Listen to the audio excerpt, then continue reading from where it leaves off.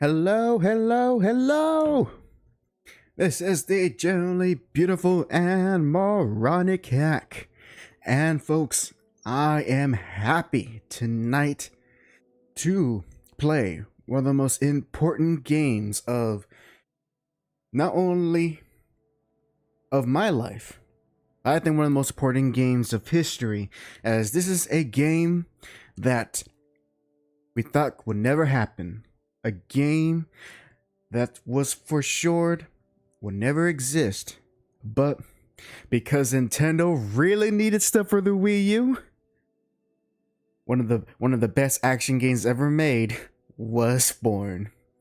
Now let me go ahead. Before we get the proper thing started, I have to go and get all I gotta get everything still set up just a little bit more. So give me a moment. Thank you, thank you. Alright. Yeah, here we are. There we go. There we go. Now I can see things a bit more properly, and to make sure that the stream is in good health. There we go. There we go. My gosh, I am ecstatic because up until now, well, up until now, there was no way I could have actually streamed this game. No way, and that is because Bayonetta 2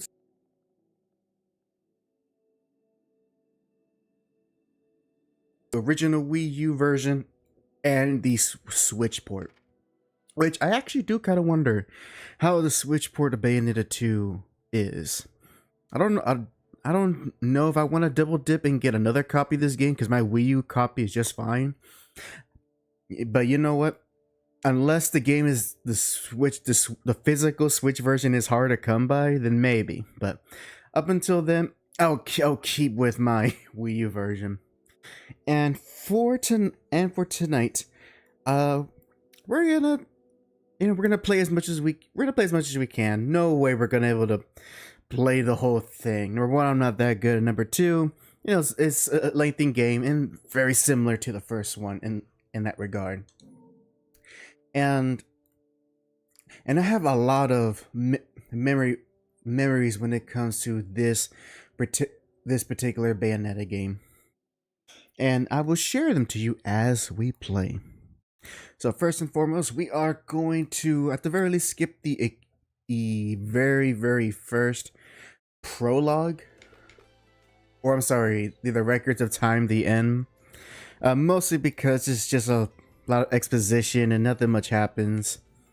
And the actual prologue, let's do the actual prologues because that's what kickstarts this game. And my gosh, I have sunk a lot of hours. This is probably, if I could find the stats, this is probably one of my most playtime games I had on my Wii U, with the only ones surpassing it is more than likely, as far as my Wii U games, I have to take a look. I think the only games that really surpassed it would have to be Tekken Tag 2, oh damn! I can't. I'm trying to think. Give me. I'm looking at my collection real quick. Maybe Arkham City, because I know I did 100% that game. To be quite honest, there wasn't. Looking back, there wasn't a lot of Wii U games that I put in like a dedicated amount of hours. I think I put in more hours in my 3DS than my Wii U, but that's just because, well, the Wii U was struggling when it came to video games, or at least having a variety of them. And let's go ahead let's play a little dress up. So no, I'm not good enough to play Jean, so we'll just stick with Bayo. Let's see, what do I feel? What fetish should I choose for tonight? Should I be Dora? No. I do like the dress. Not too big on that one. I always found the Princess Peach and Daisy just more funny than alluring. I don't know, it's just It's more funny to me. Link, Samus, the Fox one I think is pretty cool. Her Fox costume. And of course her Bayo 1 design, but looking through, I want to be schoolgirl. Actually, you know what? Yeah, let's be Dural. Let's be Dural from Virtual Fighter. Yep, and also let's see, what do I feel like doing? I think I'll keep Love Is Blue for B, for the B sets, the A set. What do I feel? What I'm feeling? Gosh, I remember.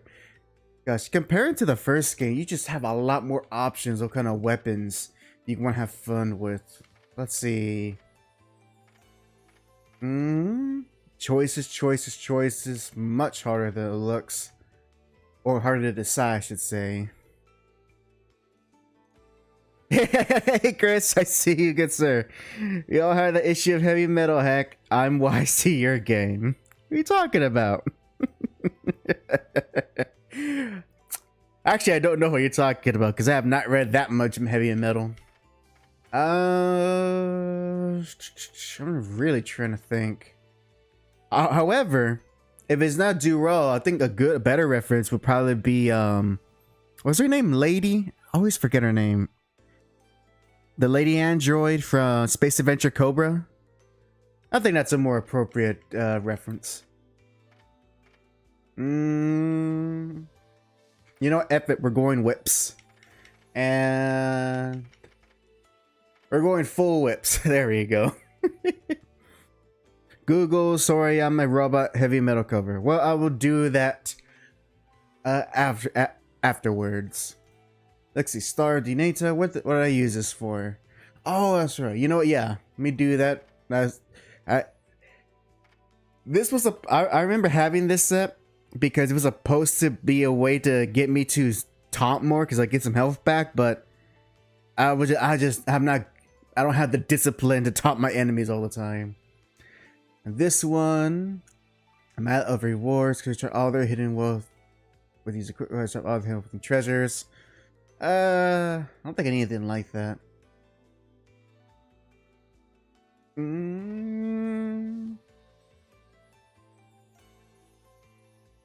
After our Google searches with hack. No, thank you. No, thank you. Also, for some reason. Oh wait, I think I see the issue now. Why I can't see the chat, at least on the stream. There we go. Now, there you go. Now, Chris. Now everyone who's not paying attention to the chat can see you, Chris, and anyone else who comes up. Give yours divine protection. You know what? Yeah, I'm coming in very rusty, so why not get some extra protection? That's what she said. All right. Luckily, I did do some playtime yesterday or the day before, so I'm not gonna have to go. I don't want to go through the whole practice, but I think we're all good. Let's go ahead and start the prologue. So I'm gonna be talking over the cutscenes since, we're not here to enjoy the full story. Oh, so smooth. Beautiful. So, to start off, really thinking about, try to remember how I was exposed to Bayonetta in the first place. And by exposed, I mean like how did I learn about this character? How did I learn about the game? So, try to ignore the cutscene while I go through this. So let's all remember our times. The original Bayonetta came out in 2009 for the PS3 and 360. One version was better than the other at the time. And now I never owned either of those two systems during that era of games, so I missed out. I missed out on Bayonetta, and I think it wasn't until when I was getting more into YouTube and I was looking at a lot of gaming related YouTube channels that I would be exposed to what Bayonetta is. Now, at that time, I was actually kind of confused of how Bayonetta and Devil May Cry were related. Now they're nowadays. Now I know how they're related. Uh, through their developments rather than the actual games themselves, but I didn't know that at the time. And of course, as a growing young man or a growing teenager, Bayonetta had a very certain charm and appeal to someone like me. But during that time of my life, the household, my parents were very much more strict into what type of games and even movies I could watch. Not to a fault, I say to a respectable degree. Like, I could still watch something that was PG-13, but anything after that or playing a game that's more than T, that was a no-go. Which makes it great that I had a GameCube at the time, since not a lot of mature games were made for the GameCube and by extension the Wii. So it would be quite a while till I ever even touch a Bayonetta game. And truth be told, it actually wouldn't be till I actually got Bayonetta 2 that I even tried Bayonetta 1. But I'm jumping ahead. Now, how I actually got into Bayonetta proper and even interested was, and I believe my audience will probably have a very similar experience, at least a few people in my audience, it would have to be with Two Best Friends Play. And if you know anything about the Two Best Friends Play YouTube channel, is that they love games like this, character action games. They can't get enough of it. And because I was a huge fan of theirs and watched pretty much 99% of their videos, I became intrigued and interested to play games like this, like Bayonetta, like Devil May Cry. And as well, getting into the weeds of who made these games, who were the development teams and all of that. So that got me very interested. And when I got the Wii U for, I believe it was for Christmas of 2012, you know, I was excited for when Bayonetta 2 will come out because that was a game I really wanted to get. And thankfully, Bayonetta 2 came out at just the right time that I could get this game. Because keep in mind, I'm doing high school, and at this point, my parents are a bit more relaxed, and a bit more relaxed on what I can or cannot see. And that was definitely that time of my life. I was discovering what I like, what I didn't like, what I was interested in, and so forth, in regards to all sorts of things: games, movies, music, all of that. So let's jump to 2014, and this is a memory I will carry with me to the day I die. So 2014, the game is set to come out sometime in October. And now for me, I'm like, perfect. My birthday is in October. This will make the best birthday gift.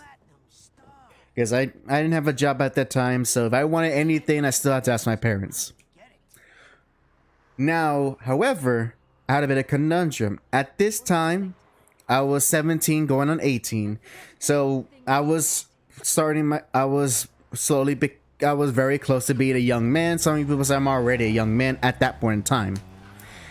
And of course I have to tell my parents that I wanted this game in particular for my Wii U. Imagine having to tell your devout parents that you want a game like Bayonetta 2 and trying your best to describe it without... Oh man. Yeah, Chris, uh-oh. For what I can recall, when I first explained what is the game that I wanted, I think my mother just looked curious, but she didn't question, and surprisingly, she didn't make too much of a fuss. My guess is because she herself probably didn't really understand what she was looking at. Now, I did not notice at the time, But down the line, I learned that my parents actually debated on getting this game for me for my birthday. My mother was against it, but my dad, he was in favor of it. Now, I don't know, you know, what the actual discussion was. I don't know what made my mom compromise and allow me to get this game, but I guess this is one of these few arguments, I guess you could say. I don't say my dad won. I don't want to do it like that, but he was able to convince my mom to change her position. And I have to hold up on that story because it is now time to play. No, wait. Does the gameplay start now? It's been a while. No, wait, never mind. The cutscene goes on a bit more. Alright, so now keep in mind it's October, and right now in October of high school, I am deep into high school marching band, and this is our competition season. So I am, like, every week I am playing at a football game, and on the weekends going to some sort of band competition. It is a very busy time of the year for me, and so I was mostly focused on that. You know, I asked my parents about this, and I was like, all right, I'll just have to wait and see till my birthday comes. Now, my birthday is on October 26th, so near the end of October. And in that final week of October, our school had a special homecoming week, and on that particular Friday they had the homecoming football game, and there was gonna be a big special occasion to celebrate all the seniors for that school year, and I was one of them since I was a senior at the time. And I'll pause here because it's now time for me to play. Don't worry, I'm almost done with that story. Now I just have to wait for the load times. There we go. Okay, it wasn't that bad. Woo! Oh, use that combo so much.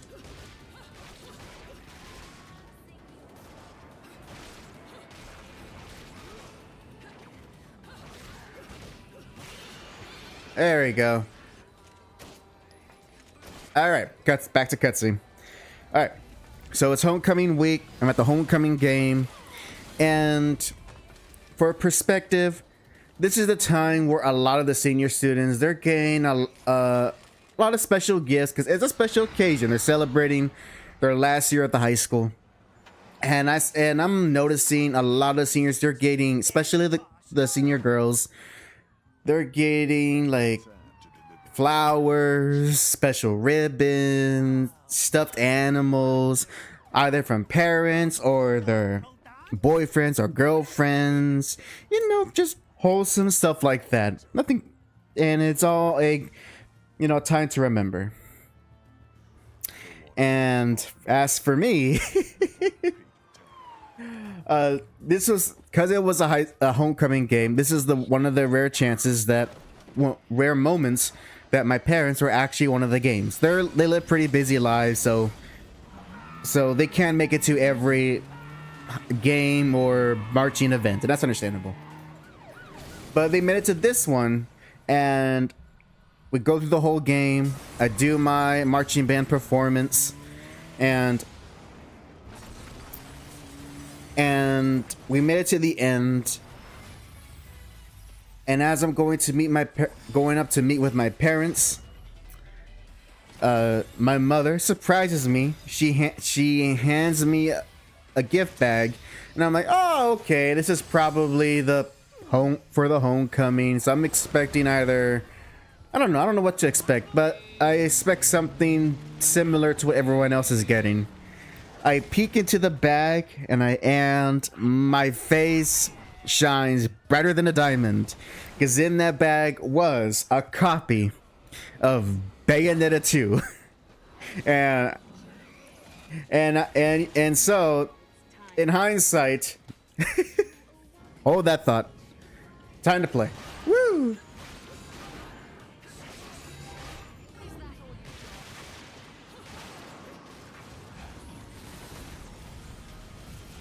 Woo!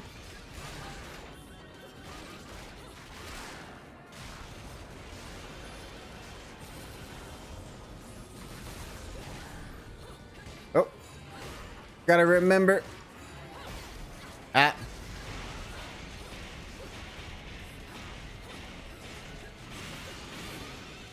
I remember ZL for the targeting.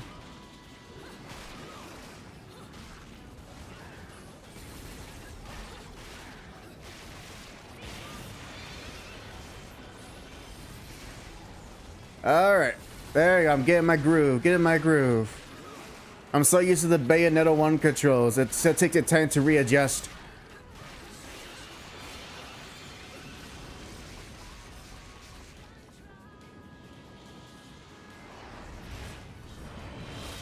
Oh, yep.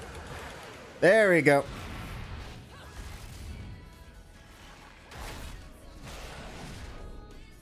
Hey, Jean. Oh, trailer shot. All right, I think this cutscene's a bit too short. So I don't think I'll be able to. Yeah. Woo. Whoa.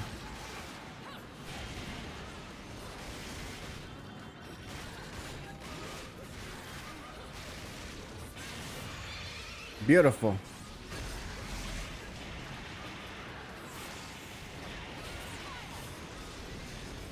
Oh wow, I think that hit the frame rate a little bit.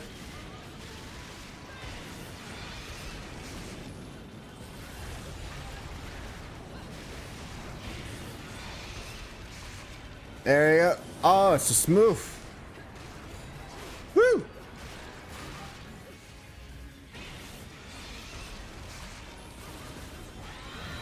Ah, dang it, I didn't dodge in time.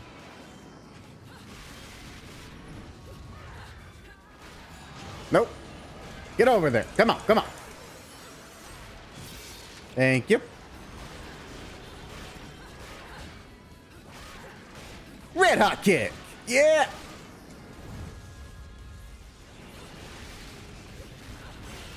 Red hot kick. Whoa, nope. Not today. I didn't dodge in time.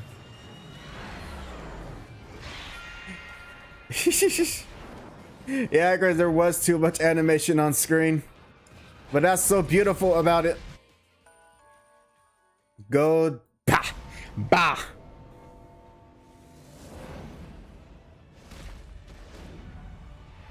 What are you, Fortuna? A belief. Woo! Yeah.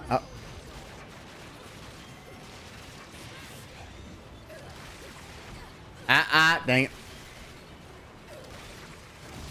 Oh.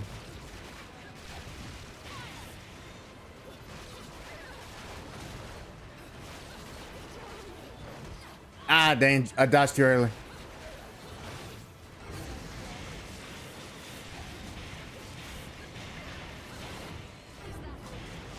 Come on, come on.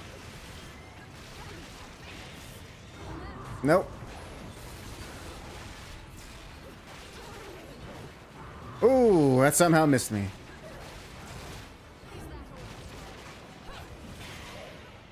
Goodbye.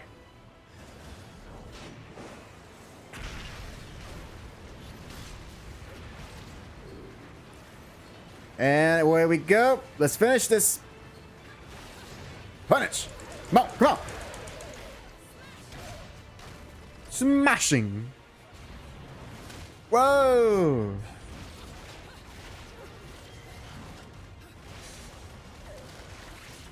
Yeah.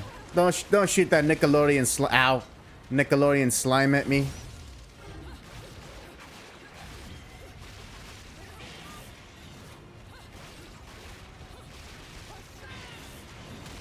Whoa.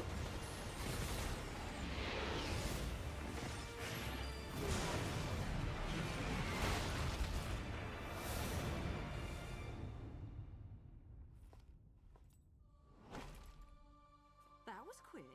Did you get everything? Forgot the caviar. You think Dang, they didn't even give her her lip animations. I guess she truly is metal. It's not Christmas without caviar. Talking like she's a PS1 model. Alright. First proper boss. Ow. That's all you've got.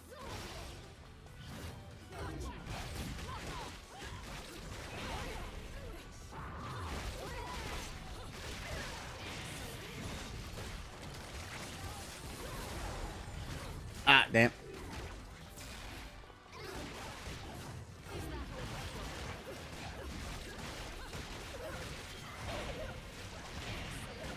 Alright, now it's time. Now it's time. There, come on, come on. What?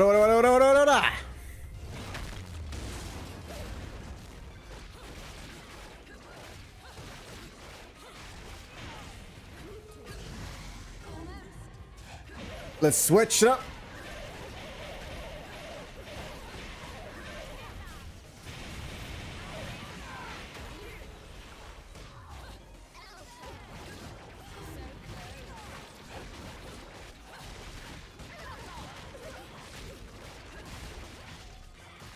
Let's do it again.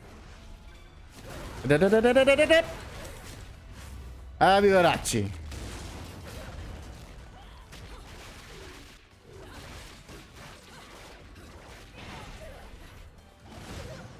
All right, man. Everything's coming back to me.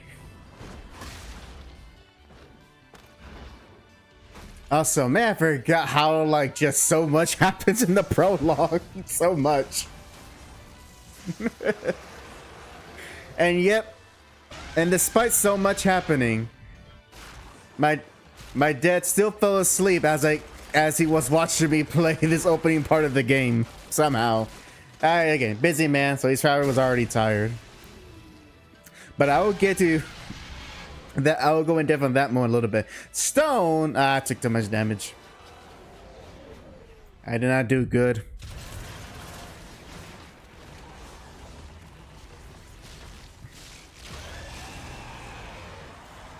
Oh, that's right. The demons go haywire. Gomorrah.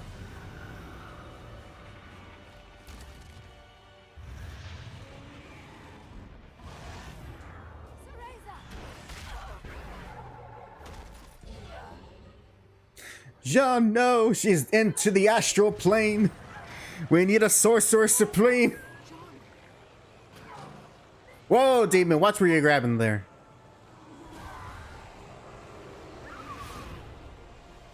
Those demon hands touching her like Sigourney Weaver in Ghostbusters. Oh, they give her metallic wings. Sad. All right, let's deal with Gamora. Woo!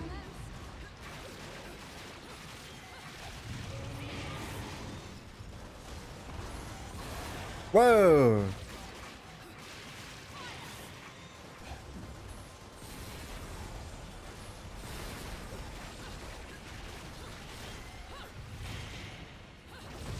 Whoa!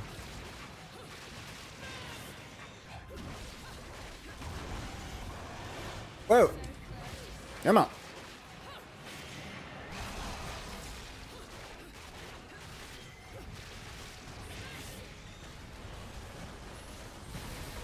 One, two, three. Whoa! 1, 2, 3, 4.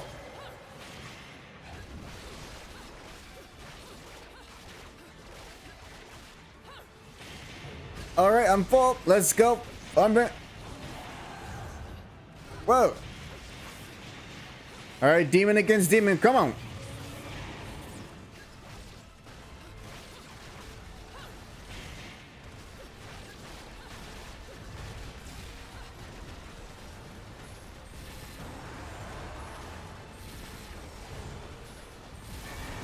Whoa! Missed me. Whoa!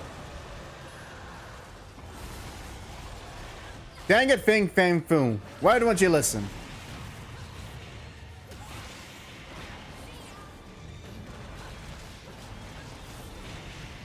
God, so much is happening. No! No! Get out of there!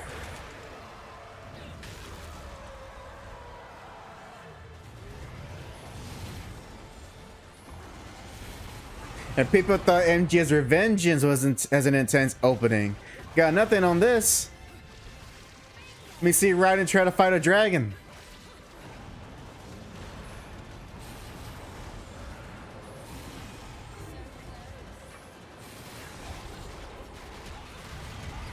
Ah, what hit me? What hit me there? I caught shenanigans. Yep, you're stunned. Come on, come on. Oh, nice headbutt. Thank you, Madame Butterfly.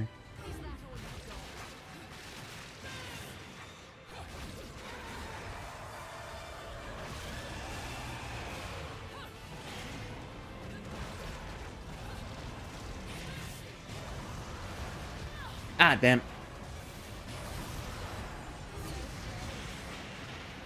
He's almost done. Probably get a stone, but that's all right. Ah.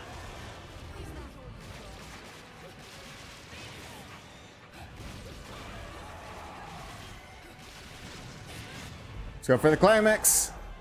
Beautiful trailer shot.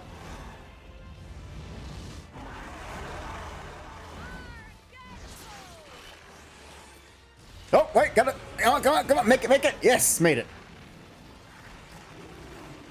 Forgot about that QTE.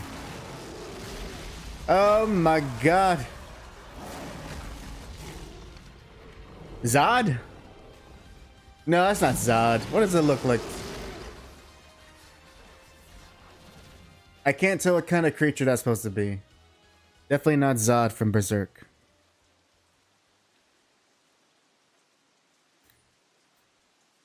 Alright. Hey, I didn't do too bad. So, Chris, you made a comment that that my dad didn't play the first cup on the lore. I didn't either. So I did not realize that that was Boulder, the villain from the first game, aka Cereza, aka Bayonetta's biological father. And of course, if you already played the game, you already know who he's talking to. So, let me go back to my train of thought as these cutscenes play. Homecoming game's over. My parents gift me this, and I am just ecstatic. And looking back, it is kind of funny that I'm probably the only student who receives such a very different type of gift, thus showing that I was just a very different kid, at least, you know, by high school standards. Everyone got flowers and stuffed teddies and ribbons. I got Bayonetta 2 for the Wii U. Hey, at least I have my priorities. And yeah, I got the game, and as I said earlier, when I first played it, my dad was at least curious to know what game this is, or at least how it played. And so I was playing for my first time this whole sequence, and I could feel his presence behind me. He was watching me from behind. And there was a few moments where I could feel, at least for me, I could feel things getting a little awkward, especially in the beginning with the more sexual humor. And I'm like, just don't turn around. Don't look at what my dad is. Don't look at him. And by the time I reached this point, I actually did turn around and he's like knocked out. So I actually don't know what he saw and what he didn't saw. Even if I ask, he probably won't even remember. But after that, I spent the latter half, like the next few months of 2014 and majority of 2015, just playing through this game over and over. And I think I've beaten the main game, but I don't think I've done absolutely everything. So, and I think that's because I heard a certain ceiling of skill, and you know, because at a certain point with these character action games, there just comes a point where like, okay, it's just too much. I can't. I reached my ceiling. And I can't be those cool gamers that pure platinums every mission on every difficulty. But one of the significant things about this game to me was that this was sort of a very much a major stepping stone in the type of games I play. Because keep in mind, again, this is my while it was not the first action game of this kind, because during my GameCube days I actually had the original Beautiful Joe, and so it's definitely not my first action game, but it was my first action game of this style and just and what's the word, like a style and control. And up until this, I never played any game like this. And this was pivotal because this really did influence the type of games that I would seek out and want to play from then on. And of course, with the huge influence from two best friends, as you know, I kept exploring more niche and obscure games at that time, because I was definitely one of those people that I wasn't, unless with a few exceptions, I wasn't really into a lot of games everyone else was playing. And in fact, this is more kind of like high school thinking. One of the things I really liked about watching the best friends was like there weren't like all the other Let's Players of that time. You know, there weren't the more appropriate examples was, oh, they weren't like Markiplier or PewDiePie where they're just playing whatever is the hot trending game at the moment. They're playing games that either no one knows about, no one cares about, but they have the passion to make up for it. Or they just play weird, obscure stuff. Looking back, and again, that was just the high school perception. And looking back, that's actually just, I guess you could say, to use an old nomenclature, me being a little gaming hipster. Although I say that, I did at one point had a fedora. It was a gift. I never seeked it out. Someone gave it to me out of the kindness of their heart, and I lost it somewhere in Florida. So I wore a fedora for a very brief time, and I never wore another one since. So there you go. And at the time, I was not aware of the stereotype when it comes to geeky nerds wearing fedoras. I just thought it's a cool looking hat. Chris says, actually where you first saw this game, a 40-minute one-shot video of the prologue. Yeah, I more than likely I saw that too, although I don't know if it... Actually, more than likely I probably did see it around the same time when I got the game, but at that point, I was already set my mind to play it. I was like, gumshoe face. Yeah, my very brief gumshoe face. Very brief. And Jack can corroborate that. He has seen me wear a fedora, just it didn't last long. So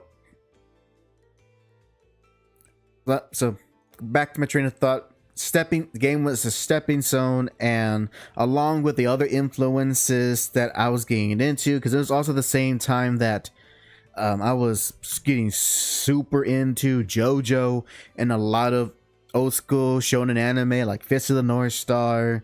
This is what I learned about Space Adventure Cobra. This is what I learned about not just strictly shonen, but also Blackjack. I was watching the old Lupin shows, and probably a whole host of other anime. This is my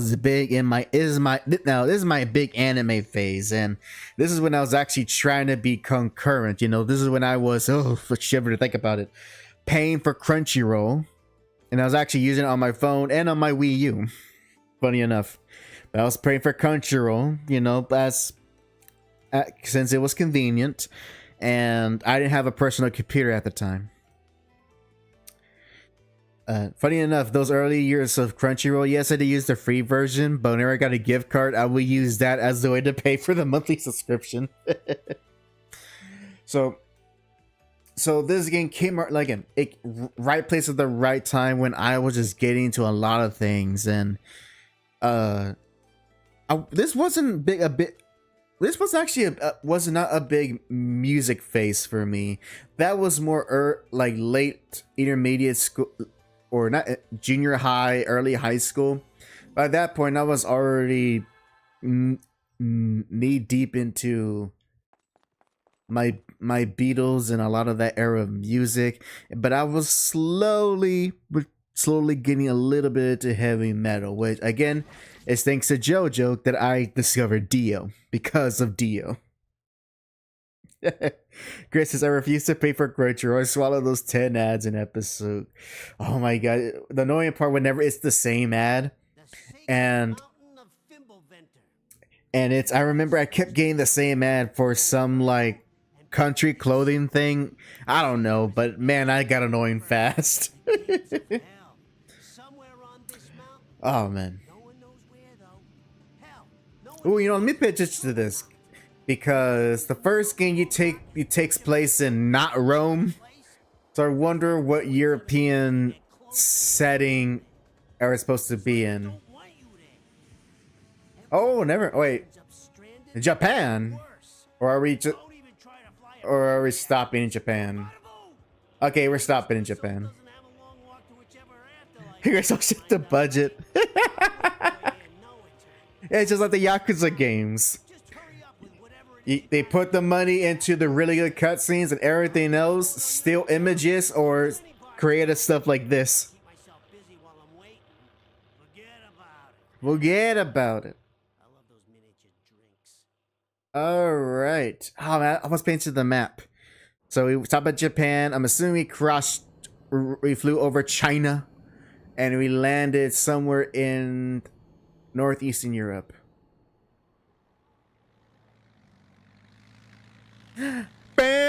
Play the Sonic Adventure music. It's the Red Tornado.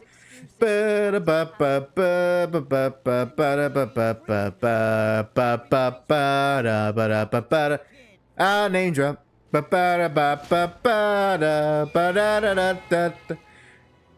If there's one thing Bayo 1 does over Bayo 2 is that Bayo 2 does not have enough Sega references. I think maybe this small allusion to Sonic and Tails, and of course Alex the Kid. I think that's it. I don't recall any other Sega references in the game, which is a shame. But they don't. Well, you know what? No, I was gonna say they don't do a lot of Nintendo references, but at the same time, there's literally Nintendo costumes, which I think that makes it more than enough than not making silly jokes.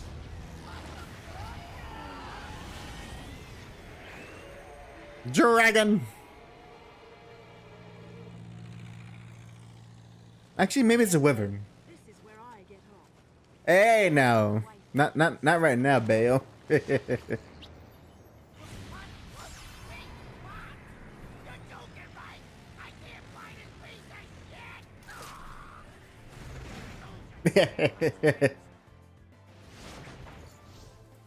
And he was never seen again. Actually, no, I think he's in Bayo 3, I think.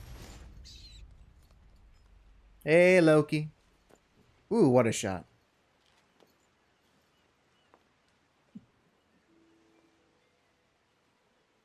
You know, when you think about it, I think Bayonetta is the only game series that have, you know, we think about the type of pin-up style looks, it's always the ass shot, the tit shot.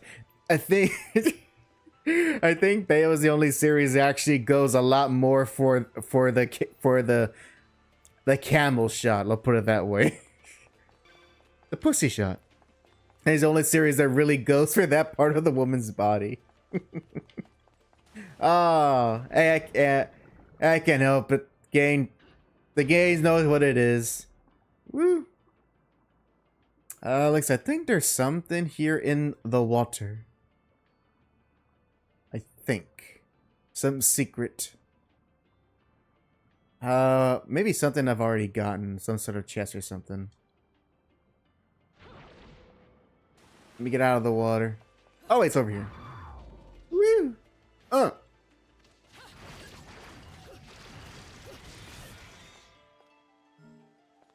Let's switch back to the Love is Blue. Woo! I would say when going from Bayonetta 2 to Bayonetta 1, it was definitely a marked difference.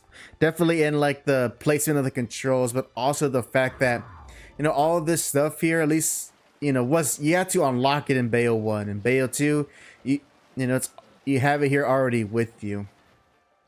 And I think I've already completed this challenge, right? Yeah, I do. Yeah, I'm not gonna enter the Muspelheim. These are the residents of Noatun. As long as I remit Purgatorio, we won't get in each other's way. In theory, yes. Ooh, treasure. Ooh, another treasure chest. Also, I just realized something. No, wait. Oh, never mind. I had a dumb observation. I was gonna point out, like, isn't it weird that Bayonetta sinks to the bottom? But then I remember, wait, no. You, like, unless you're dead or have like something to counter the buoyancy, a person is going to fall straight down into to deep water. So thought I had a smart thought to realize, no, wait, that's dumb. Yeah! Look at my snake! And that's not a euphemism.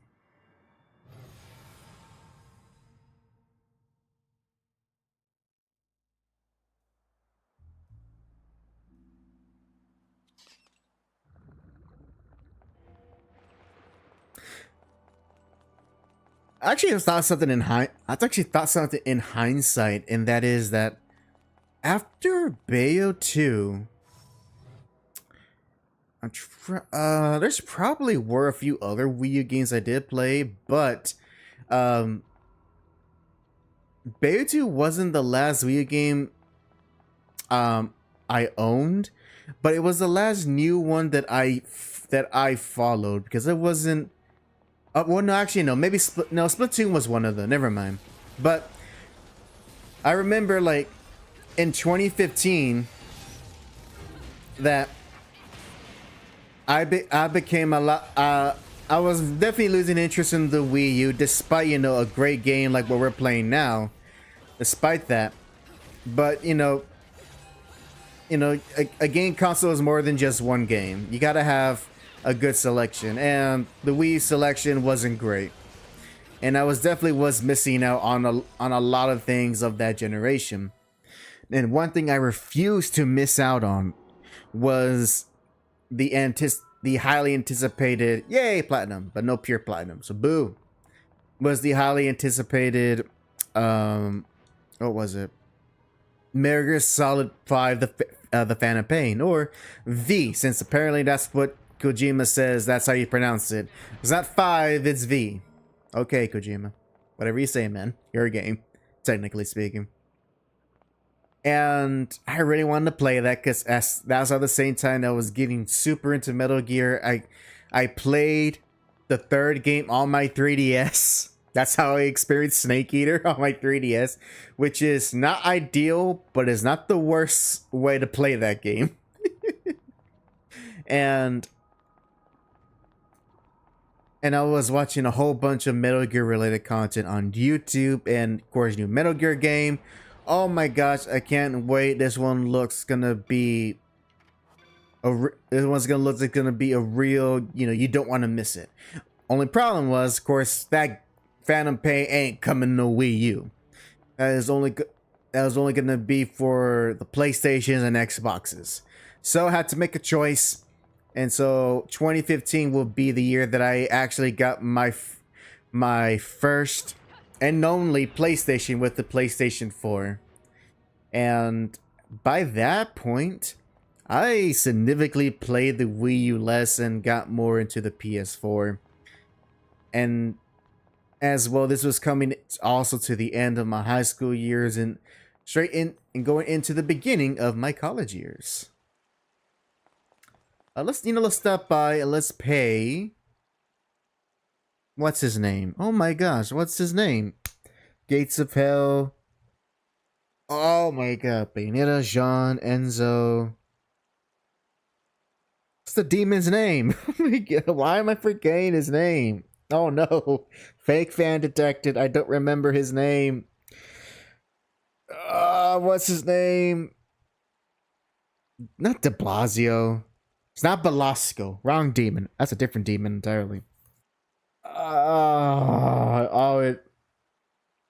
It what? Oh my gosh, it's gonna haunt me now. What was his name? Oh, it's not Enzo. Enzo's the not. Time to do business. Is I forgot that actor's name. I know who Enzo is. That's not Enzo. What's it? Rodon? There you go. I got it. Rodon. Oh my gosh, I forgot. Oh dear lord. Yeah, but all the weapons. I think I have all the techniques. Yep. So I put a lot of time to it.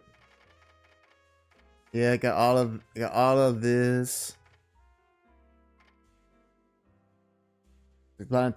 I don't know what these coming soons are though. Maybe I gotta play the game at higher difficulty. I'm not sure. Actually, what difficult are we in? Let me leave. What difficulty are we in right now? Play this game at third climax, which I think that might be either normal or hard. I don't remember. Woo. Oh, look at that. Almost.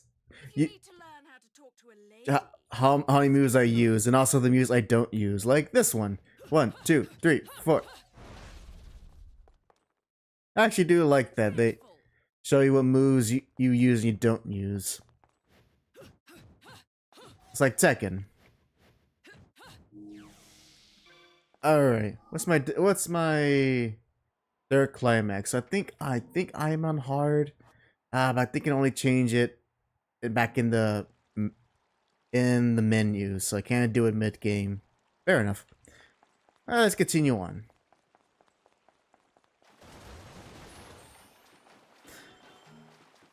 Yep, so yeah, looking back, this was not my absolutely last Wii U game, but it was definitely one of the last ones I got. And after then, I played my Wii U significantly less, put more of my time into the PlayStation, exploring that library, and eventually, that comes closer to modern day, because then we get to the Switch, and well, ever since I got the laptop that I'm using now, I have not had any really desires to get, PS5 or an Xbox Series console, which has worked out for me thus far, although I'm starting to reach the end of that advantage.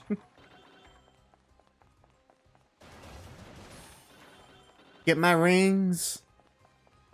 Give me my rings.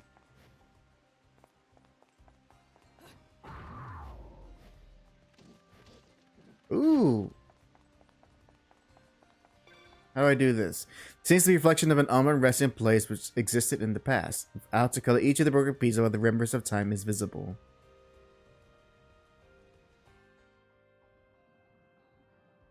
Gotta go up and under the water. Ah!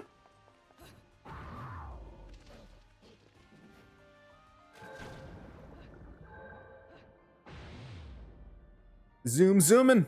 I'm zooming.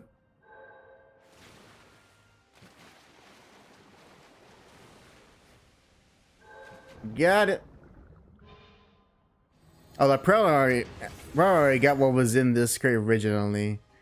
But no matter. Oh, was that an Ankh? Hold on. Thought I saw an Ankh. Ah, dang it. Trigger the cutscene.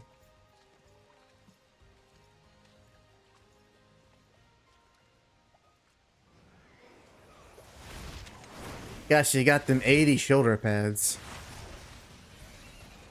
Oh, hey, Loki.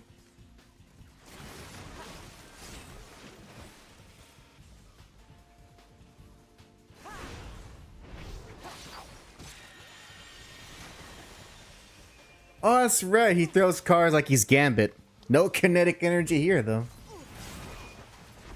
And no cool staff either. What I ever do with them?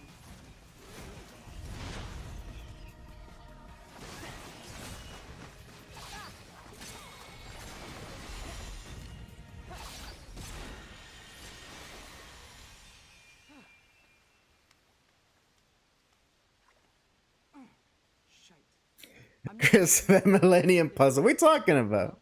Actually, does he have a... Oh, I don't remember what it... Oh yeah, it basically is a Millennium Puzzle. This is how every Black Yu-Gi-Oh fan see themselves. And he has playing cards. Oh my god. What did Platinum mean by this? No, he just ruined the value of his blue eyes.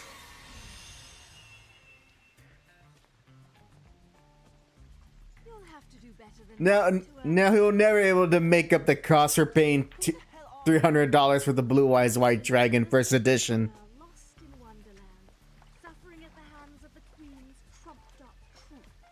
Cute one, huh? Enough riddles. How can you see me? Because we're both in Purgatorio, you see. Gosh, it's funny her lips don't move. Oreo?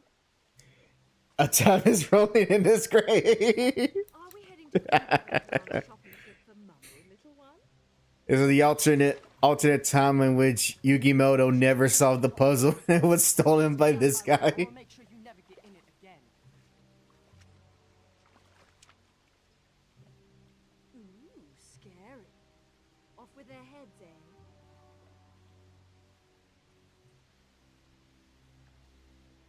Damn it. Wait, is he actually throwing tarot cards? They must It looks like that on the designs. It's hard to tell though. Oh, that's actually kind of neat. So I don't know if it's the earrings, but you can hear a little metallic little effects. So I don't know if that's supposed to be just the earrings or if they add that to the costume. If that adds to the costume, that's actually a nice little detail. All right, here we go. Whoa.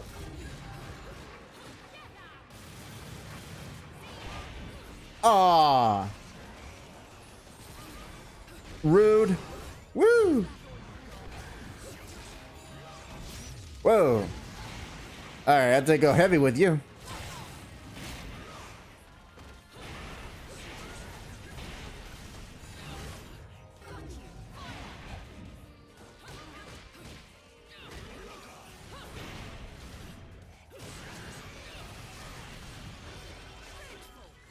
There we go. Nope. Woo.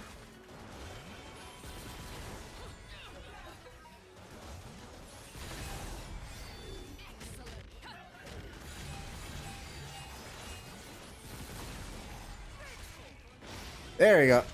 Got him pissed off now. Boop, boop, boop, boop, boop.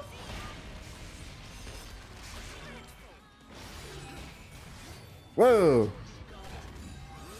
Ah, damn. Let's get rid of you guys. Woo!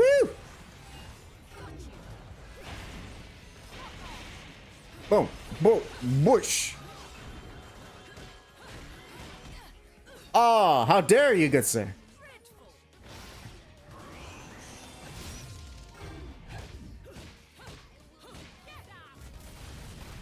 You know what? You get tortured. Get hanged. Ah, I probably got silver or bronze for that one.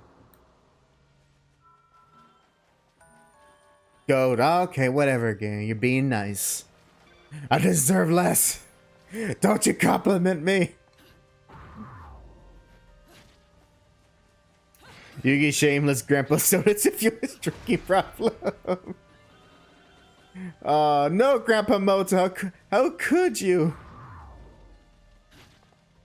It was just a trinket from Egypt, Yuki. It's just a little puzzle, but I was so close to solving it. Woo! Oh, that's also one thing compared to the first game. There is a lack of fights that utilize the witch walk. I would say that is rather surprising. I don't recall there being a lot of it in this game, at least compared to the first one, Looking for the kid. which I found is an interesting design decision. Hey, it's oh my gosh, who are those two guys from Devil May Cry 3? Udra? Rauna and Udra? Basically what this angel is. Wait a minute. It's just another Devil May Cry reference. Valiance. Dario Moto stole Millennium Irons for a half-dead Pegasus stagecoach. I don't have time to dance too long. A friend is waiting for me. Alright, another boss. Woo! Ah, we're about to see something cool. Boo! Out. All right, you're gain whip.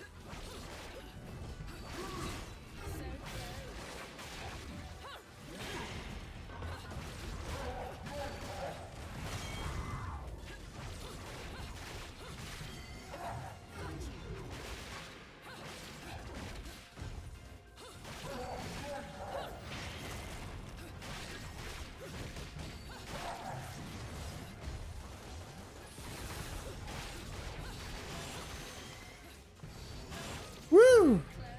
Red hot kick. Out. No.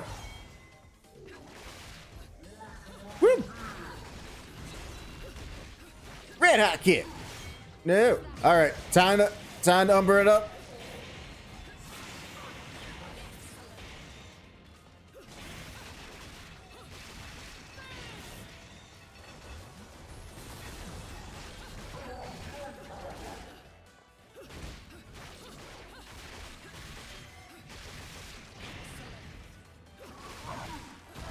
Oh, beautiful, beautiful. Let's end it now. Go, Madame Butterfly. Come on, come on, come on. There you go. Beautiful.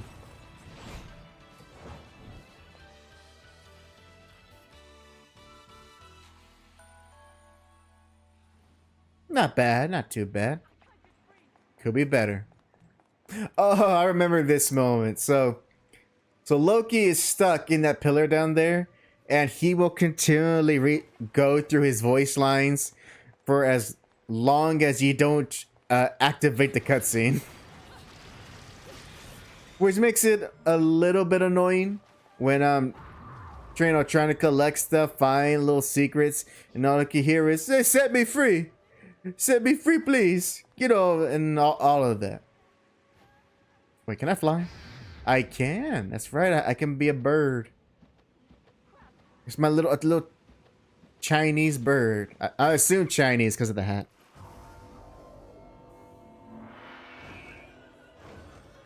Ooh, I should probably wear the Kipao then. Cachet and compassion. What is, or is it cachet? I don't know.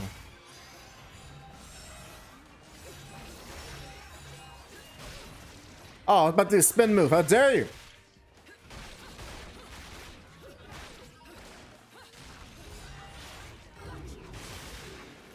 Oh.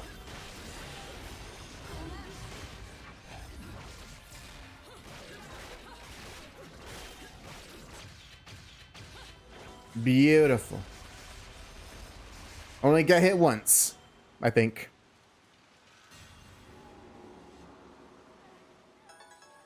Yeah, only one's platinum. Beautiful. Alright. So, they're after you too then. Have you been naughty? Yeah. From Mummy. Nope. Let's have far. Can I go all the way around? Nope. Maybe the other direction. Mess. Do you mind hurrying the fuck up and getting rid of this thing? Language. That's no way to talk to a lady. Exactly. Wonder your guardian angels are trying to give you a Cachet is a quality that brings admiration and respect. You've already Thank you, been Chris. following me, so let's make a deal. You saved me. Was there an F-bomb in the first game? I don't recall. Better, aren't we? Probably was, I just don't remember it. And it'll take two of us, won't it, love? Actually, does this make this the first Nintendo game to have an F-bomb in it? I actually wonder. negotiate from a position See, of strength, well, cause not just be a one. there wasn't there. I think up to this point, like aside from Eternal Darkness, which I don't think there was any like serious swearing. I don't think so at all. This might be the first and probably only Nintendo game with an F-bomb. About that trick. I think. See? You need my power too. Star Fox Adventures? There was no F-bomb in Star Fox Adventures. What the heck are you talking about? That game was rated E for everyone. I don't have time to give a shit Not unless there was an allusion to one, which I don't recall. You know, I know I played that game recently, but I don't recall an allusion to an F-bomb. and I promise you'll end up in one piece. Got it? Ooh, man, now I wanna... Before I show you the way, love. Oh, you almost... Chris, you trying to gaslight me with a game I played recently? How dare you? Do we need to go over my lesson again? Yeah, that's me right now. I'm pointing the gun right at you. You're the little Egyptian kid. He's not Egyptian, but he is a little kid. There you go. See, that's me pointing my gun at you, Chris. What should I call you, love? I mean, man. Do I look like a man to you? I mean, yeah. Bayonetta or Cereza? Take your pick. Cereza. You don't look like a Cereza to me. Well then, Fun fact. Cereza in Spanish means cherry. Hey, I just told you my name is. you'll earn your I don't know what that has to do with Bayonetta's character, but there you go. Woo. Try to keep up. No, you try to keep up. I don't think... Oh, anything here? Nah. Try to keep up. Oh, yeah? Yeah, you keep up then. Oh, that's what I thought. No. You asked me to keep up. I'm not going to keep up. Meanie.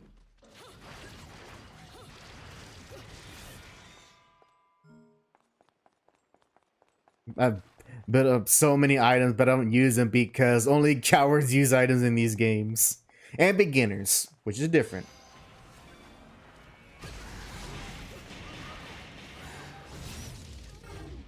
Taunt.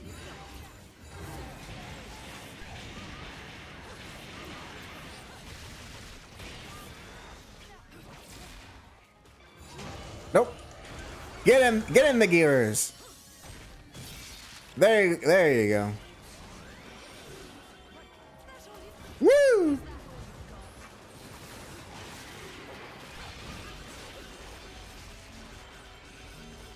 that's all you've got.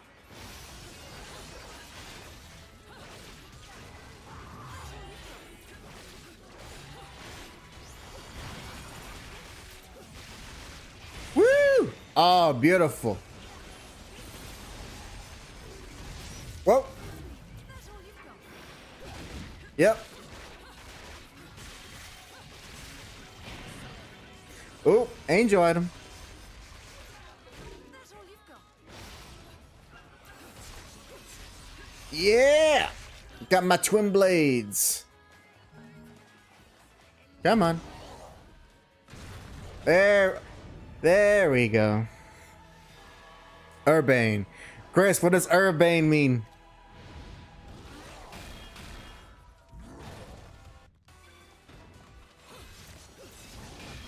Out.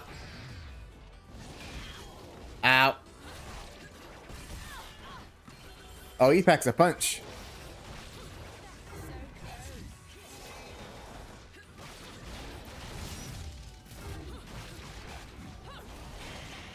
You know what? May have to switch over.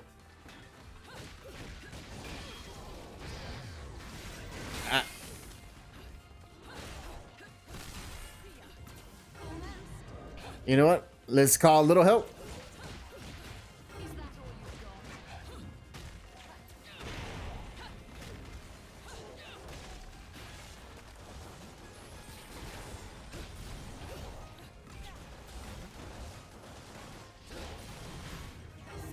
Woo!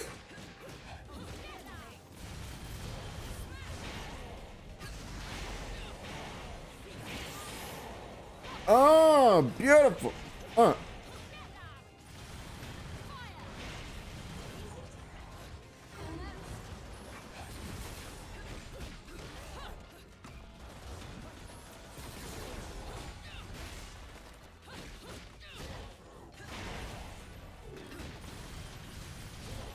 Yeah! Ah, wait, did I get hit? I can't tell. Red hot kick. Urbane means polished and confident in manner. Well, like, I will say I was pretty urbane myself at this moment. Ha ha ha. Alley-oop. Beautiful. Got me some gauntlets. Or chains. Whatever these are.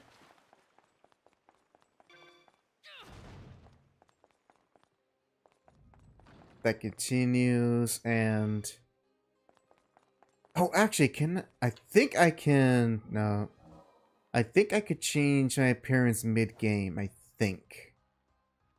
Oh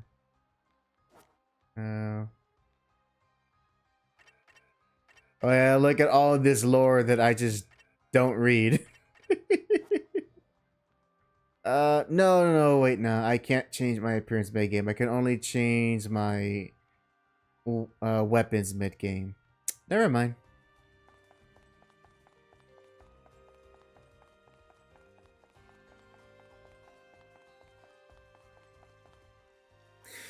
I would say, again, compared to the first game, this game is definitely much brighter, a lot more vibrant than Bayonetta 1, and possibly also maybe more higher fidelity, although I don't know about how much, considering that the Wii U was slightly weaker compared to even a 360 and a PS3. So again, I don't know about how much they're probably graphic fidelity wise probably the same. It's just that Bayonetta 2 uses a very different type of lighting. Things a lot more brightly lit, and at least for the opening. When it comes to these European towns, although Bayonetta 1 has moments where it could be pretty bright too, especially when you enter Paradiso. Oh, I forgot about you.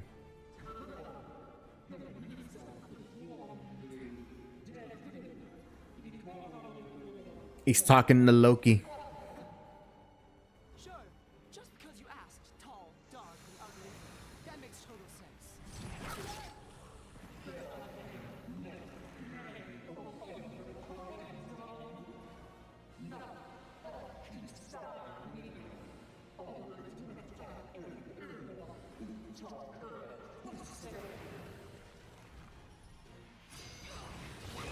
Whoa. I may have to. There you go. Come on, hit me.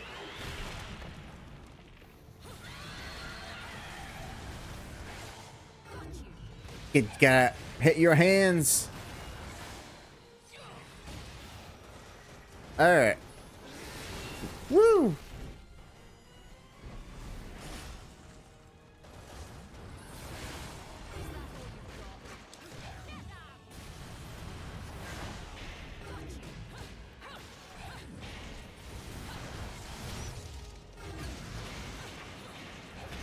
Gotta break the fingers.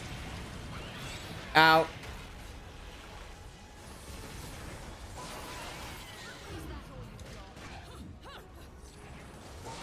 No.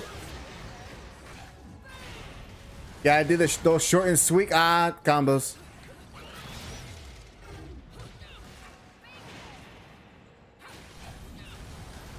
I didn't. I did not capitalize it on that. Wrong time to taunt.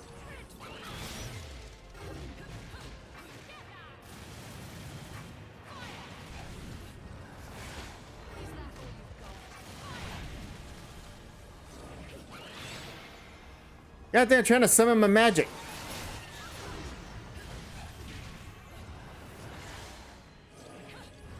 All right, there they are. All right, I should provide some help.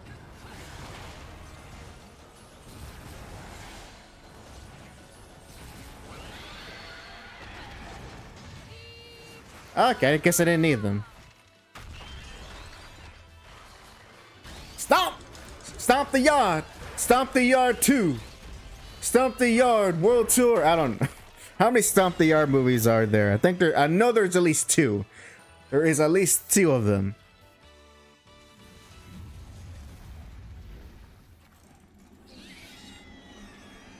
And I also blame those movies for overhyping the percussion in a marching band. It's more the marching than the damn drummers. And I definitely don't say that because I was part of the Woodwinds. Definitely not because of that. No, you love it. So, little one, what's all this sovereign business about? Not a clue, love. Oh my god, I just realized seeing Bayonetta in this costume, looking at her, she truly looks like Camilla now. She's just Femme Camilla. Learn to take care of yourself. I'm quite alright on my own. Got it? Your tricks aren't going to work forever, little one. Yep, that's Femme Camilla. I see it. You see it too. That's Femme Hideki Camilla. More tricks, little magician. Maybe you've got more to offer than I expected. For the time being, though, stay here and don't get frisky. Oh no. However will I live. That is the one. Can't believe she put me there. Oh no, the horror. The horror. I will never forget that face.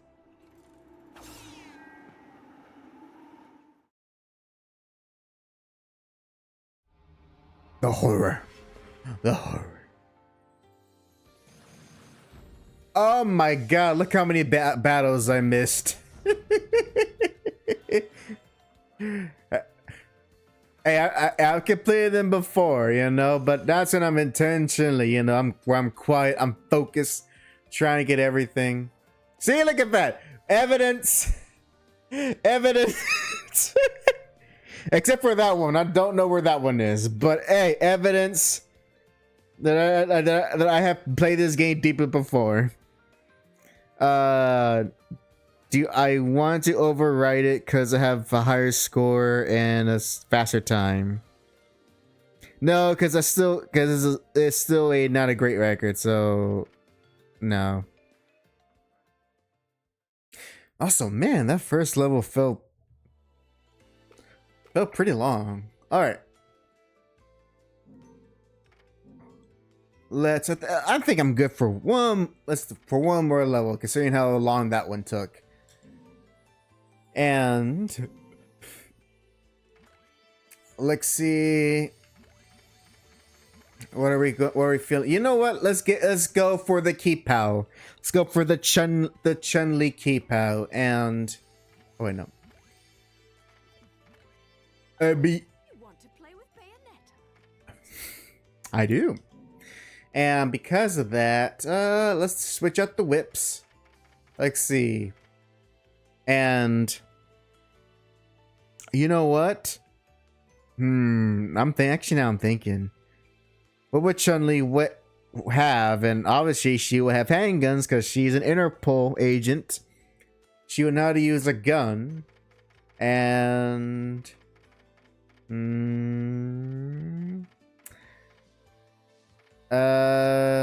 for the feet, let's see. I'm gonna try. How am I gonna try to logic this out? How can I make this the Chun-Li setup? I don't. Having 2 handguns is too easy. Rakshasa.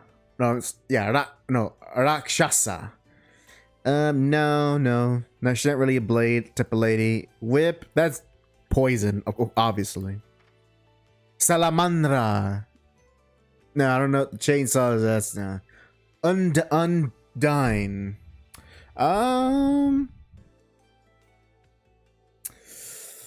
They switched between. No, if I was going for Gil, I would go with that one. Scarborough Fair. I always found that I have a weird association between Bayonetta and Simon and Garfunkel. Good song, by the way. But no, back to handguns and return. Damn it. Alright, you know what? There's no other way it could work, so we'll go with handguns. We're going to handicap ourselves, at least for one of the sets, and for the other one, ooh, perfect. I just thought of the perfect thing. So we're gonna use bow and arrow, and Rakshasa. Oh, but then, dang it! Oh. I don't think Bale 3 has this, but oh, it would have been nice if I can associate an outfit with the weapon set, so that you're constantly switching between outfits and weapons on the fly. That would have been awesome. That would have been pretty difficult to implement, but that would still be awesome. But we're gonna go this for the set 2. All right, there we go.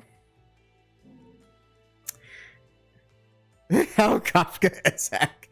I know, right? And difficulty. Oh, never mind. I'm already at the highest difficulty. Yes. I am just that good. Don't be too impressed. All right, this is easy for me. Don't be too impressed. Let me practice at least a little bit with these weapons because I haven't used these in quite some time. Oh my god, I never used the handguns. Look at that.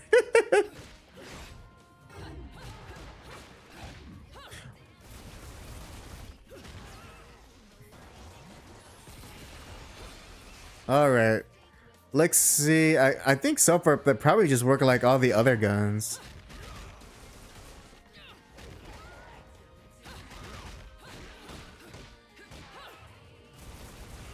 Just going for basic combos for now.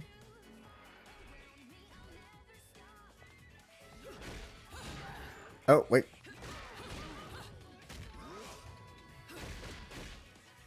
Hey, look at that! Hold on, let's do that move again. I want to try that again because that was definitely a Chun-Li move. This one specifically. Yeah, that's a Chun-Li move right there.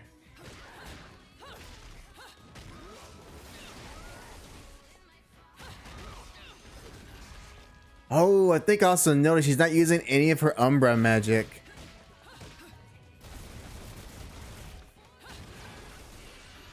Well, let's see. Come on, Emmy. Let's try climax. What happens? Oh wow, that is nerfed. So you don't use any of her or summoning magic. That's crazy.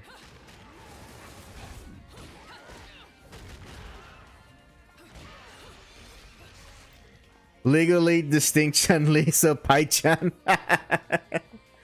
She is, well, you know what? Yeah. Second character. Alright, let's switch up. Now Kafka. Like, oh, I forgot the timing on this.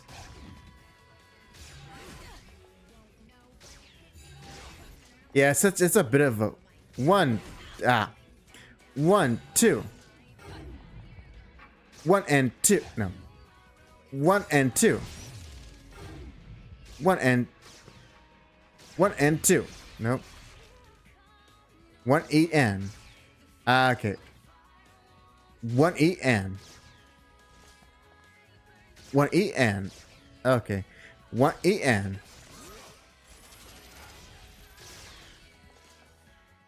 Let's see. Let's do some combos. Oh, that's so she can use the weapons if you do a charge forward.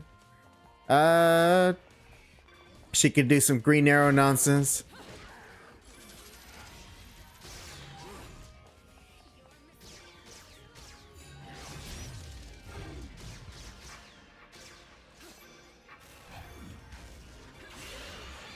Woo!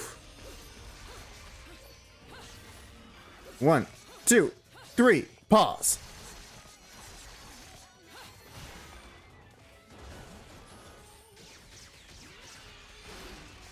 All right, so we got all different play style. Let's see how far I can take it, because these are definitely not the most they're not beginner friendly. They're the ones that have a learning curve to them.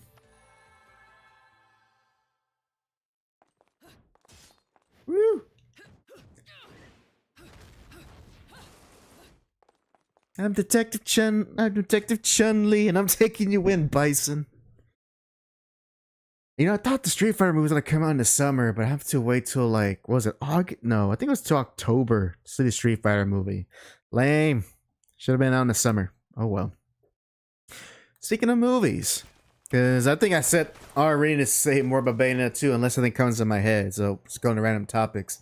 Oh, hey, Luca. But hopefully, I might be able to find. Hopefully, my day will be free enough that I can go see The Odyssey by Chris Nolan. A lot of hubbub, and I want to see the movie for myself. Like glasses, nerd.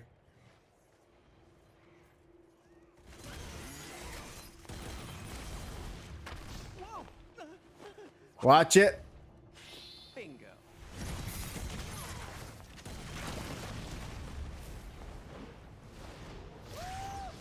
Oh, Lex, if I remember, I don't think he does save her. Yeah. Oh, that's right. Oh, that's right. He forgot that she's in Purgatorio, so he can't physically touch her. Oh, dang it! I didn't realize the joke at the time. Now I get it. There's like two jokes in one. Fleur de la Reine. Maid of Nerine, also known as diamond lilies, I think. The name Nerine is derived from the Nereids, or sea nymphs. Hussies. Quite appropriate for this city. Luca? Will you quit calling me that? I'm not a pet or a cat. Oh wait, you said Luca. Not used to that. Yeah, she respects you now. Bayonetta? He is what people think Tuxedo Mask is. Know how to make an entrance. Yeah, but girls actually like Tuxedo Mask. I don't see any woman falling for Luca except for Bayonetta, and of course, we all know what happened there. It's an easy trade to get him to make these for me. Damn, she looks good in that hat. Bayonetta. I'm not starving. Maybe if Bayo should wear a fedora. Give her a costume that gives her a fedora. Look, I know you've got nothing but secrets. Look at this lounge singer and her boy toy. But if there's one thing I've learned in my line of work, it's when I found you, I found the story. What on earth are you on about this time? Don't act dumb. Damn, I'm sorry. I'm now that I kind of really pay attention to the Keep It outfit. Damn, she does look good. Incredible power just 500 years ago. Ignoring the conversation though. Oh, Chris, since you're here, I have to share you something I witnessed yesterday during my workout at a local gym. I was doing my cardio, and you know, usually they'll put the cardio machines in front of some TV so you can so if you could choose to watch something. And I saw that there was some sort of action thriller movie going on that had, and here are the actors I saw. It had J.K. Simmons, it had John Bernthal, it had Ben Affleck, and it had John Lithgow. And I couldn't help but pay attention to it because I'm like, wait, like I know all these actors. Why do I know this movie? I don't know what movie this was. I think it might have been The Accountant, but I don't think so. I think, well, yeah, I don't think it was The Accountant, but it possibly is. I'm 75% sure it's The Accountant.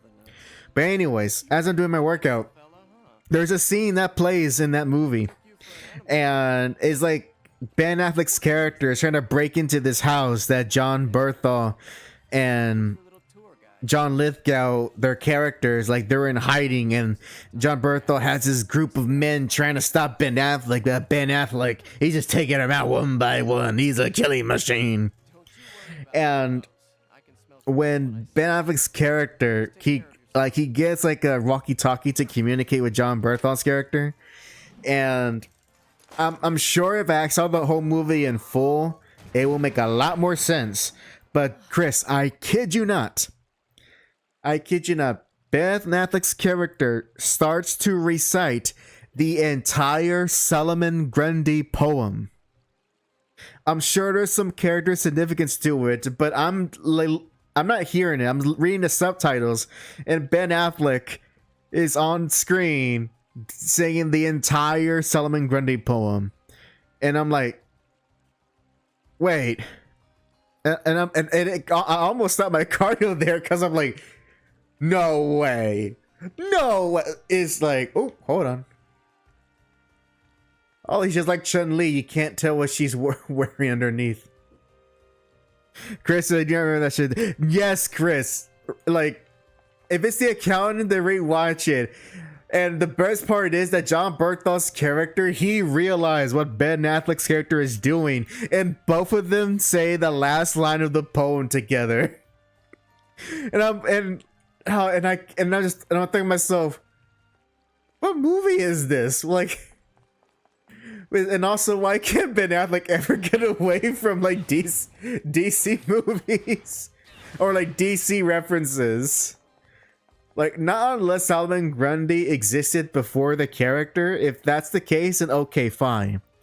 But as far as I know, Solomon Grundy is a comic book character, and he's just saying the entire poem over the radio with John Lithgow's character listening, and he is just as confused as I am in the gym. That was just a bizarre and surreal thing to witness. Ew, that's an ugly looking angel.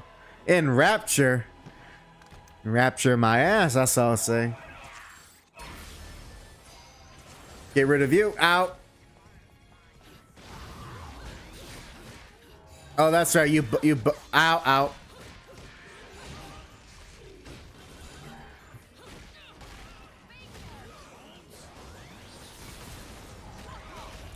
Woo. Yeah.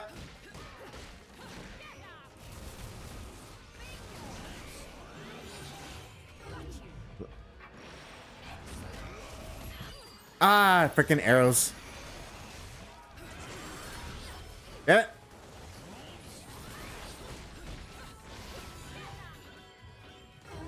Woo! Oh, frame rate almost crapped up there.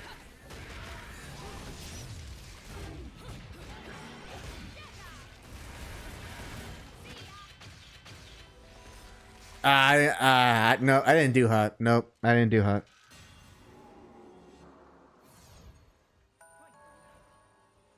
Okay, whatever. At least I did under a minute. We're as close as Baffles gained his long Halloween moment. I guess so. But man, that was just strange to see. Maybe I should see The Accountant, and maybe The Accountant too. Who knows? Maybe in the sequel to do another DC reference. Ah, okay. Thanks for that, Chris. The Solomon Grundy chant was a nursery rhyme before he was the villain. He's like Mad Hatter, but now the immortal zombie is what everyone thinks of. You know what? That makes a lot more sense now. Because I doubt... Okay. That makes a lot more sense.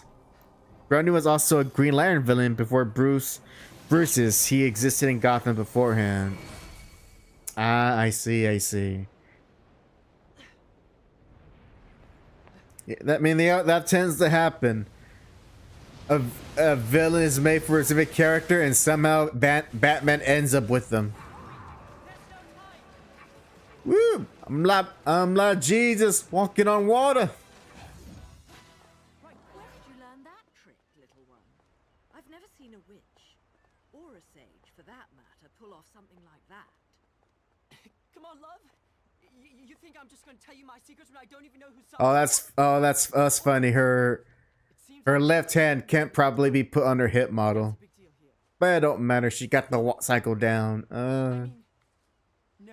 So can I go slower? Nothing else to say, love. No, I can't go slower. The remembrance of time. Still think her Bayo 2 look is the best one. Although, and I wish I could. Right, let's go. I wish I could like Bayo 3 more. Although I don't mind the Twin Tails. Deathstroke has a problem, and only because of Batman Arkham Origins. Arkham Origins like convince non-comic book fans that Batman Deathstroke has some long history, when we really don't. He's a Titans villain.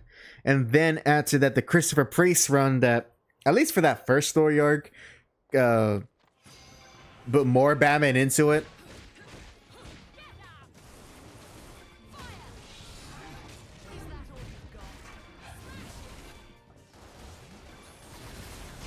Alright, let's get in the gears. Beautiful.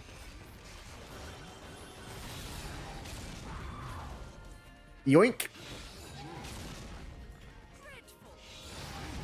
Nope. Denied.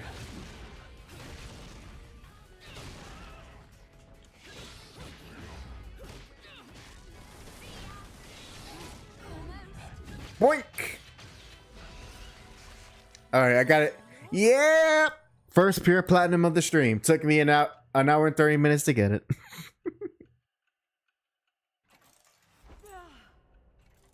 No, the visions. Scott! I can't stop thinking about that. Anytime a character has like, oh, my head, and they make that pose, all I can think is Jean Grey from the original X-Men anime series. Scott! Jean! Scott! I can't.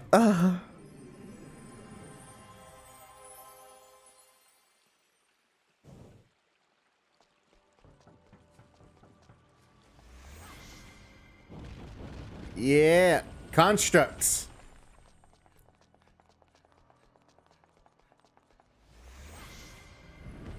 Ooh, let's see. Chris, Floronic Man 2. He's a Justice League bad guy, but everyone who goes to Arkham Asylum is Bruce's problem.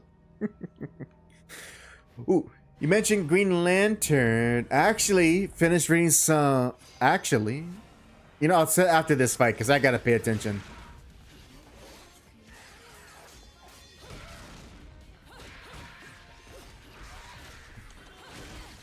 Ow, coward.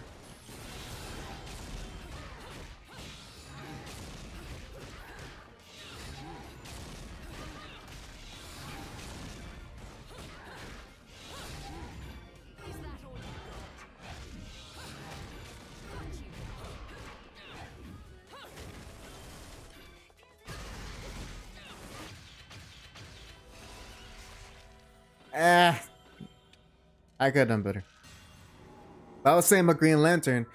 I actually finished reading the first volume trade for the current Green Lantern Corps comic series that's ongoing at the moment, and this is the one where it focuses on the other lanterns aside from Hal Jordan, mainly John Stewart, and let's see, John Stewart, Guy Gardner, who else? That chick from Far Sector, that actual teenage Green Lantern, Jessica Cruz, and who's the other guy? The Arab, I forget his name, but the Arab Green Lantern. They're the ones like in focus, so, and their whole thing is of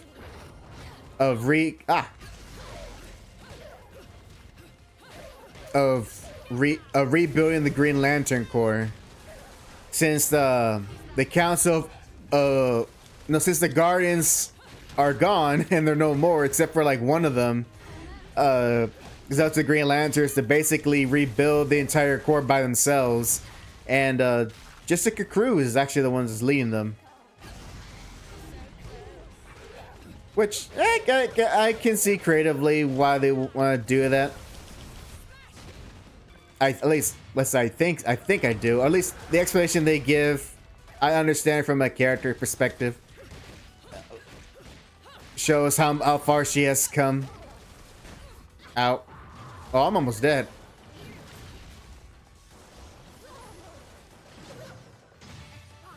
Woo, just in time.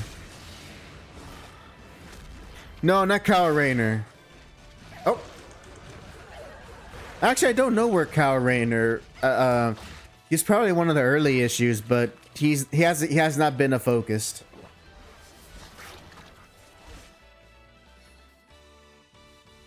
He's the only one left. Ganthet. He was the only chill one among a-holes.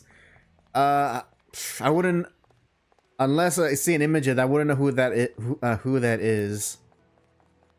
Oh, I need health. What is this? Yeah, I already cleared it.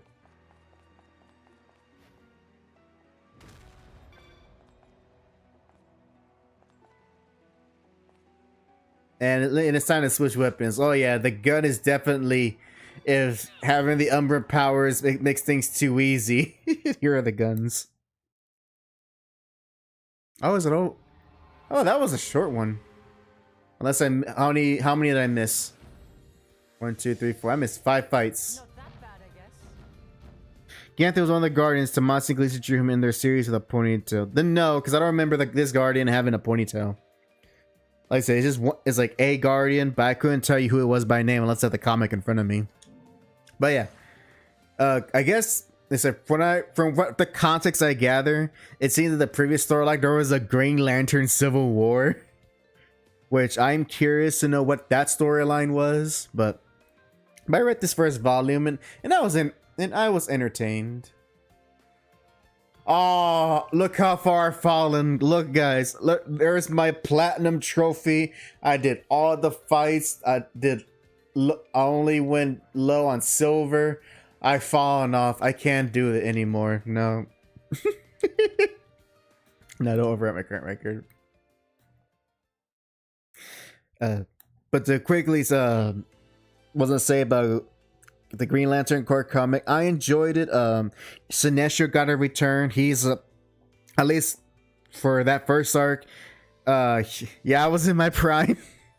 I was in my prime 8 years ago. Sinestro is actually he's in the later half of that first volume. He returns being a Green Lantern, and most of the issues are just them going, not random adventures, but it's a very serialized story. So they're solving a new problem every issue, which I do enjoy. And they actually do introduce a new Green Lantern member who I'm not sure if she's gonna be a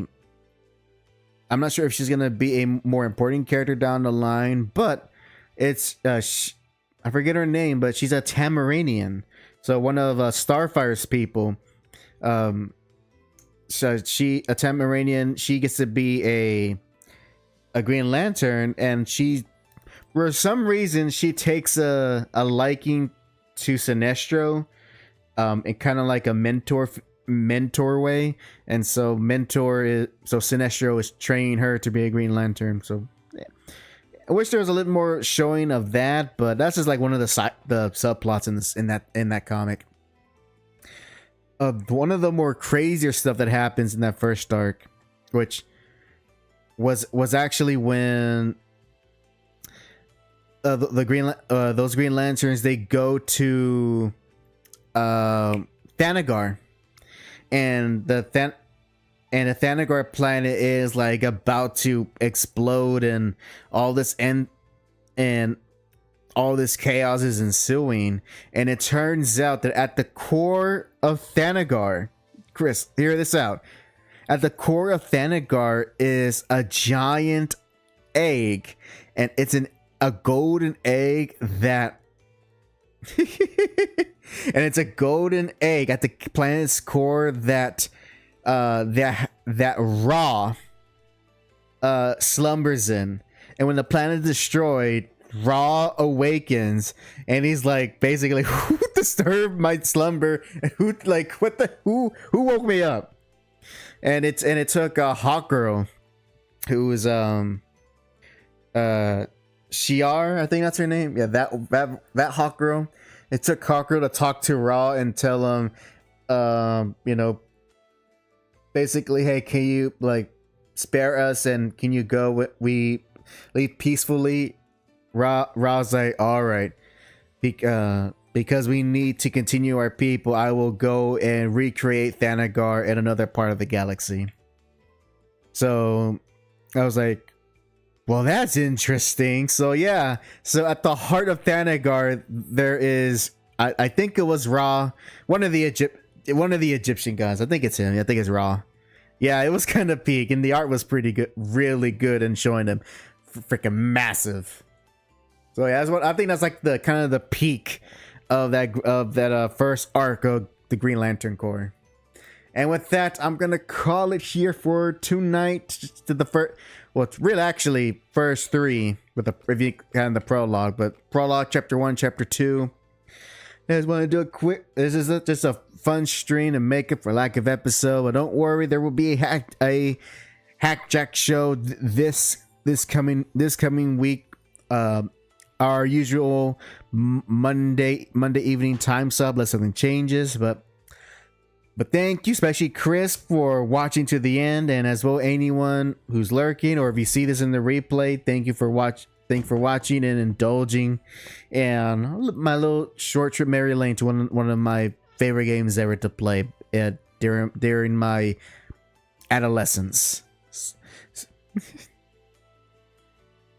Great, Chris. Hey, we got an awesome Hawk Girl story. How do we tell it? Put it in the Green Lantern Corps series. Hey, the best part, the way they set it up was that it was kind of a funny moment where Jessica had to tell John, hey, someone from your past shows up, so don't get upset. John goes, who's here? Turns around and he sees Hawk Girl. He's like, oh shit. Which, actually, before I close the stream, actually, Chris, maybe you're the best person to answer this. Is there a pre-established relationship between Jon Stewart and Hawk Girl prior to the Justice League cartoon, or is that an invention of the Justice League cartoon that was added into the main continuity? You have 60 seconds to answer. Tick tock, tick tock, tick tock.